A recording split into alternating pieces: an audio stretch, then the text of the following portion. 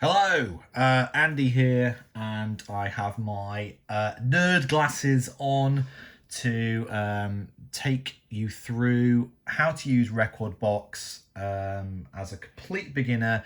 Everything from pardon me, everything from getting your music in from whatever source you have to getting it out via a USB stick. So, I'm going to do these as a series of videos, one after another, because there is some kind of preparation time you need to do yourself, and those will be the end of each video. So yeah, let's jump into it straight away. So this is Rekordbox.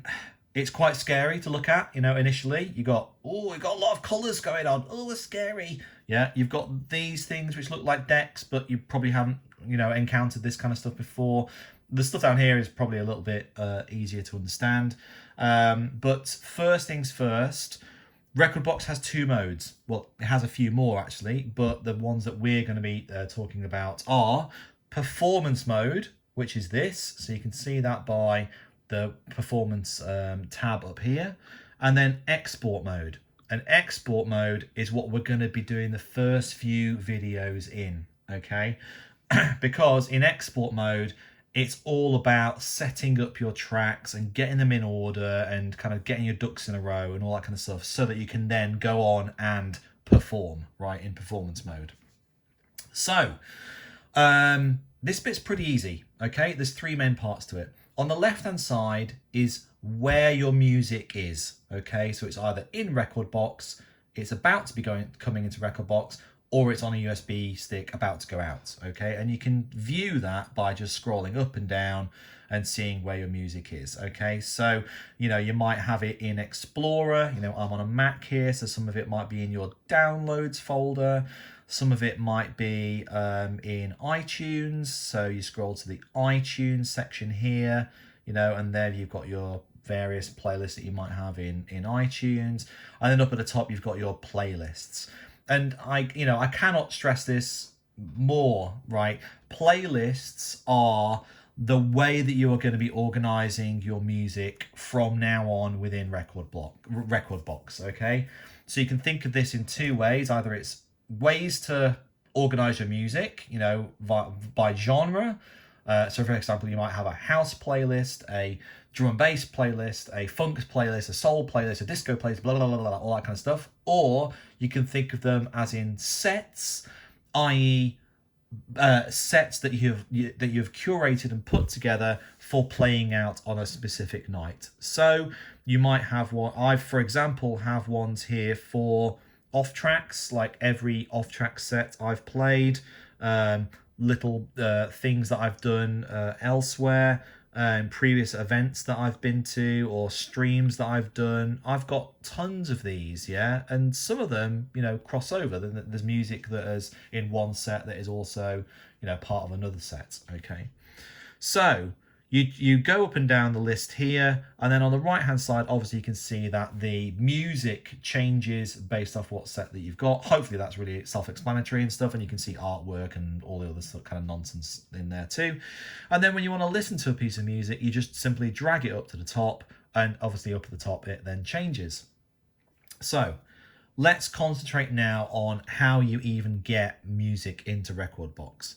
So down here, as I said, I personally have all my music in iTunes because that's, I'm a big Apple Music user.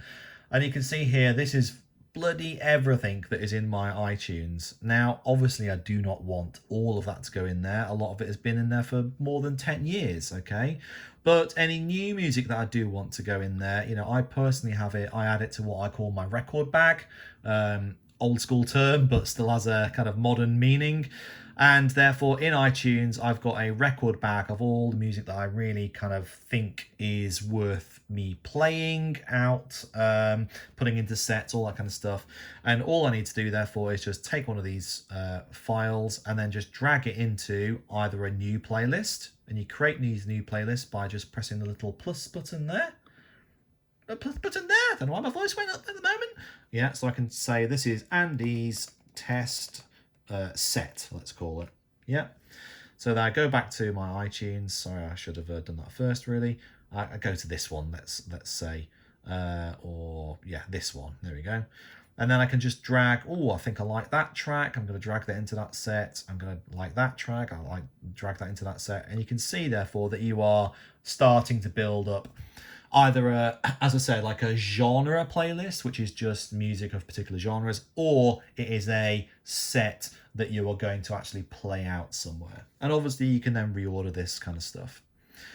If it's never been in Rekordbox ever before, it analyzes it when it comes in. And when it does the analysis, essentially it's creating all the stuff that you see at the top. So it's generating this waveform here that shows you what the substance of the track is.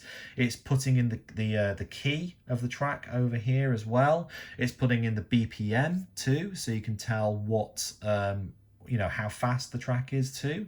And from then, that really allows you to then go on to the next stage, which is going to be making sure that it was imported correctly and the song has been analyzed correctly. Okay, so this video is going to stop now whilst you go away, go into export mode, go into wherever your files have been saved. Some people have them in SoundCloud, Beatport as well, downloaded in iTunes, whatever it may be. Okay, go away, create a playlist or two or whatever you want in this left hand side, start dragging the files in there, and then come back for video 2, where we're then going to start checking if Rekordbox did a good job of that and how we can fix any problems that might have arisen.